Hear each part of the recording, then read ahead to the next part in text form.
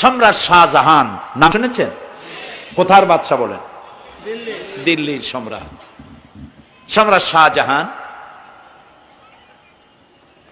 পৃথিবী জোড়া নাম তার।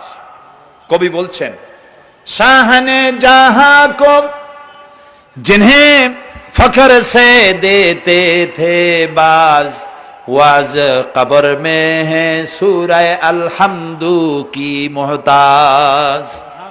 যে শাহজাহানকে কর দিয়া ট্যাক্স দিতে পারলে জনগণ নিজেদেরকে গৌরবান্বিত বলে মনে করত, সেই শাহজাহান কবরে শুয়ে আছে, সূরা ফাতিহার মুহতাজ হয়ে আছে। সুবহানাল্লাহ। যদি কেউ আমার কবরের কাছ থেকে হেঁটে যাইতো আর একটু সূরা ইখলাস পড়ে সবরেসানি করতো, আমি কিছু পাইতাম। আহারে, এই এতিম ফকির হয়ে শুয়ে আছে। এক ফকির দিল্লি ঘুরতেছে। একজন বলছে, ভাই তোমারে তো খয়রাত করে দেখতেছি আমি সেই ছোটবেলা থেকে, খালি তুমি খয়রাত করো।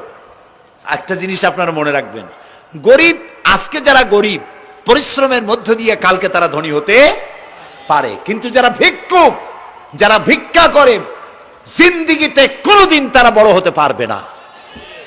ভিক্ষা করা যাদের অভ্যাস, জীবনেও বাড়ি করতে পারবে না, জীবনেও ধনী হইতে পারবে না, কিন্তু গরিব ধনী হইতে পারবে। কারণ হলো আল্লাহর কাছে দুইটা বৈধ জিনিস অত্যন্ত ঘৃণিত। কয়টা? একটা হলো তালাক, আর একটা হলো ভিক্ষাবৃত্তি, মানুষের কাছে চাওয়া। আল্লাহ পছন্দ করেন না। তো ভিক্ষুক ঘুরতেছে, একটা লোক বলল, মিয়া তোমার তো সারা জীবনই খরচ করতে দেখি।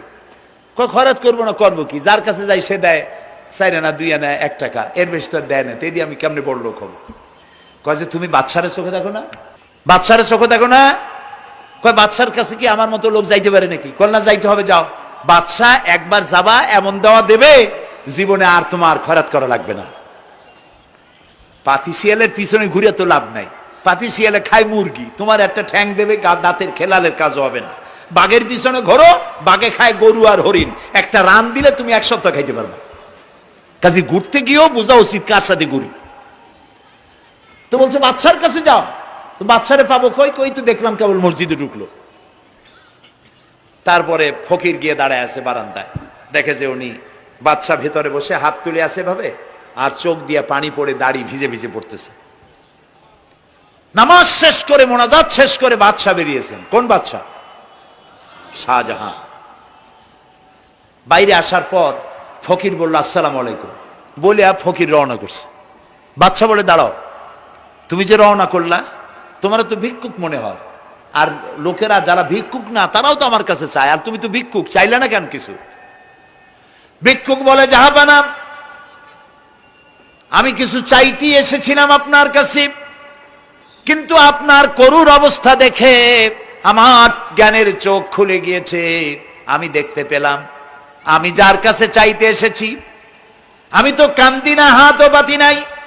যার কাছে চাইতে আসলাম দিল্লির সম্রাট, আবার কোন সম্রাটের কাছে হাত পেতে ভিক্ষুকের মতো কি জানি চায়, আর চোখ দিয়া পানি পড়ে দাড়ি ভিজে ভিজে পড়ছে। আমার জ্ঞানের চোখ খুলে গেছে, দুনিয়ার বাদশার কাছে আর চাইবো না। বাদশা কান্দে যে বাদশার কাছে, তার কাছেই চাইবো। প্রিয় ভাই সব, এই জন্যে জিহন সাফ করে ফেলুন। দুনিয়ার কোনো মানুষের জন্য, মানুষের কাছে নয়, কোনো কবরে নয়, কোনো কারো কাছে নয়, আল্লাহ তাআলার কাছেই আমরা নামাজের মধ্যে ঘোষণা করেছি, ইয়াকা না'বুদু ওয়া ইয়াকা নাস্তাঈন। আল্লাহ তাআলা, তোমার একমাত্র ইবাদত করি, তোমার কাছেই সাহায্য চাই।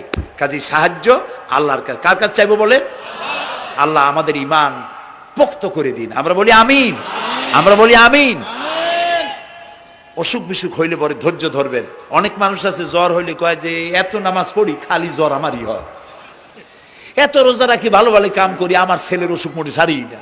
এই জাতীয় কথা বলবেন না। মুমিনের পায়ে যদি কাঁটাও ফোটে, সওয়াব থেকে খালি নাই।